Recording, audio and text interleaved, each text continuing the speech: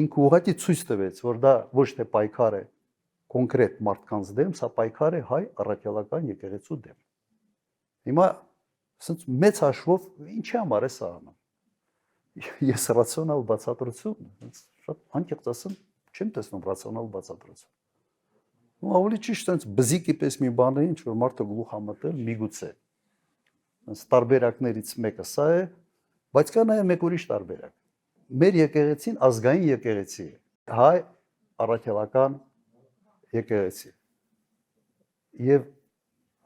հենց այդ պատճառով մեր ազգային ինքնության մեջ եկեղեցին հատուկ տեղ ունի։ Իսկապես հատուկ տեղ ունի եկեղեցին։ Կարելի է չէ ենթադրել,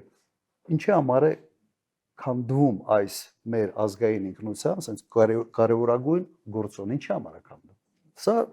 ուղիղ ուղղված է նաև մեր ինքնության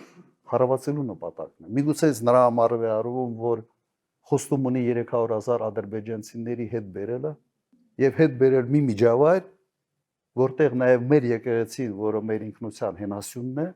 հենասյուններից մեկը, միգուցե սա պետք է քայքայված լինի։ Այս անկյան տակ նաև փորձենք նայել, որովհետև էլեկտորալ տեսանկյունից հաստատ դա իրեն ոչինչ չի տալիս։ Հաստատ։ Կա նաև ասենց խառնված մարդու ամեն ինչ պետք է ասենց խառնի։ Ինքը չի կարող հանգիստ նստի։ Ամեն ինչ։ Եվ այդ խառնվածքը միգուցե հապագա կատարվելի իր կողմից խոստումների հետ sense երբ որ ամուսնացնում ես միգուցե պատկերը ավելի հասկանալի է դառնում թե ինչի համար է սա անում